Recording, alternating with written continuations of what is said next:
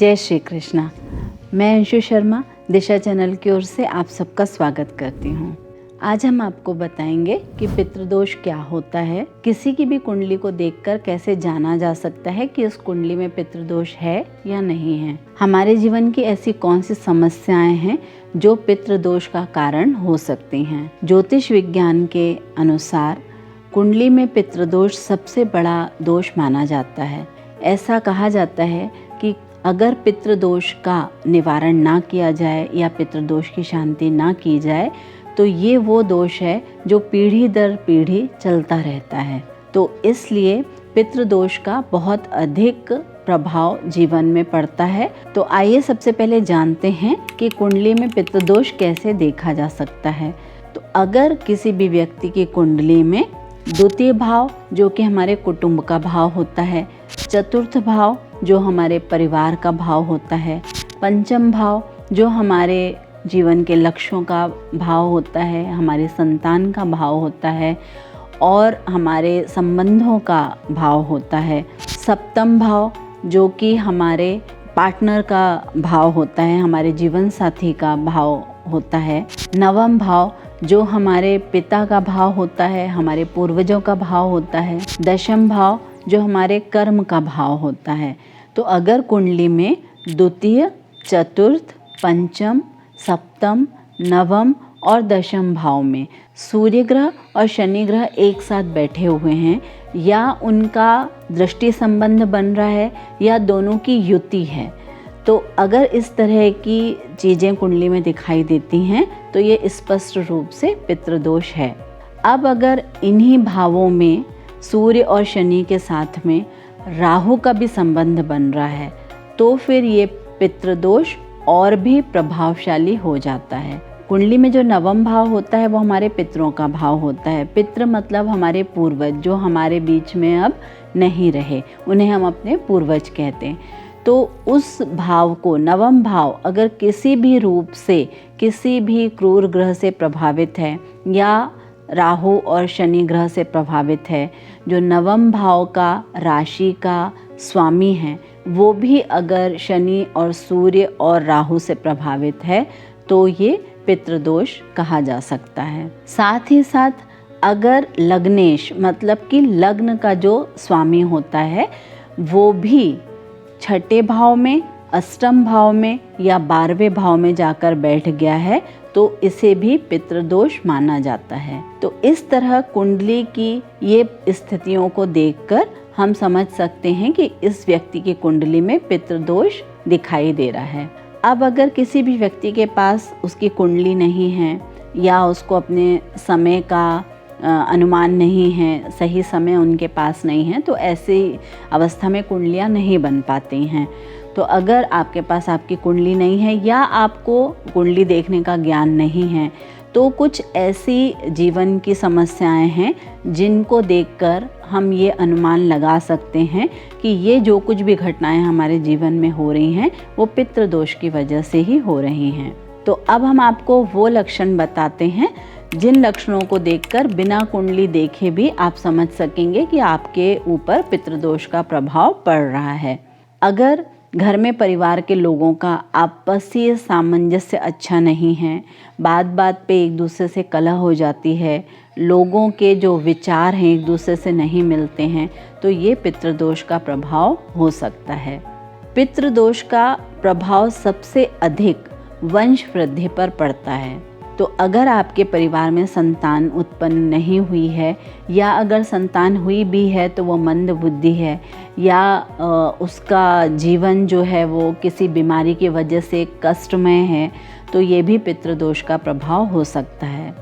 कई बार गर्भ में ही बच्चे की मृत्यु हो जाती है तो ये निश्चित तौर पर पितृदोष का प्रभाव ही होता है।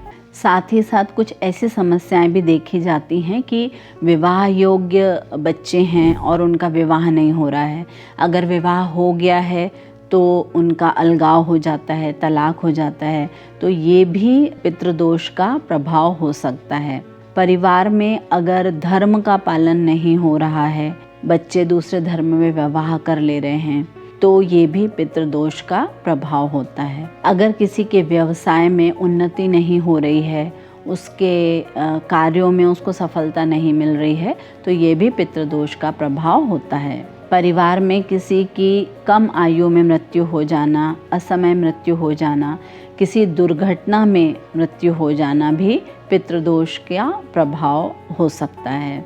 कई बार ऐसा देखा जाता है कि परिवार के किसी सदस्यों पे बहुत जल्दी नज़र का प्रभाव पड़ जाता है या प्रेत बाधा से पीड़ित हो जाते हैं, तो ये भी पितृदोष का ही लक्षण है।